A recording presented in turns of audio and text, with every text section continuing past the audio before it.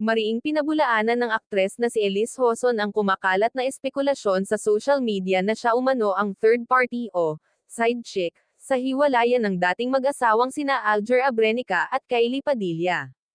Sa isang TikTok video na mabilis na nag-viral, diretsahang nilinaw ni Elise ang isyu at sinabing wala aniya siyang kinalaman sa anumang relasyon na nasira. Ayon sa aktres, gusto na niyang tapusin ang mga maling paratang at pumasok sa bagong taon ng may kapayapaan at malinaw na konsensya.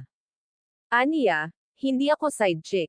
Wala akong inagaw. Hindi ako dahilan ng kahit anong hiwalayan. Nagsimula ang intriga matapos may ugnay ang pangalan ni Elise kay Alger Abrenica sa gitna ng patuloy na usapin tungkol sa hiwalayan nito kay Kylie Padilla. Dahil dito, hindi naiwasang mapunta sa aktres ang matinding spekulasyon at bashing online.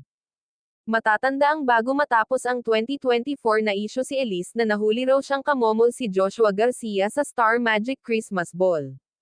Bukod dito, 3 buwan matapos ihanunsyo ni Elise ang muling hiwalayan nila ng partner niyang si McCoy De Leon noong Hulyo, naging usap-usapan naman ang pagkakamabutihan umano nila ng basketball player na si Kobe Paras. Gayunman, iginiit ni Elise na wala siyang dapat ipaliwanag pa, pero pinili niyang magsalita upang linisin ang kanyang pangalan at tapusin na ang tsismis.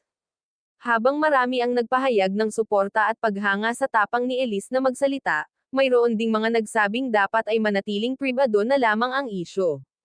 May ilan ding umaasang magsasalita rin ang iba pang sangkot upang tuluyang malinawan ang publiko.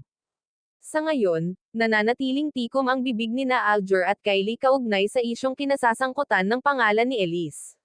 Mas pinipili umano ng magkabilang panig na ituon ang atensyon sa kani-kanilang pamilya at personal na buhay. Sa kabila ng kontrobersya, iginiit ni Elise Hoson na handa na siyang iwan ang intriga sa nakaraan at ituon ang pansin sa kanyang sarili, anak, at karera, malayo sa anumang isyong hindi naman niya sinimulan.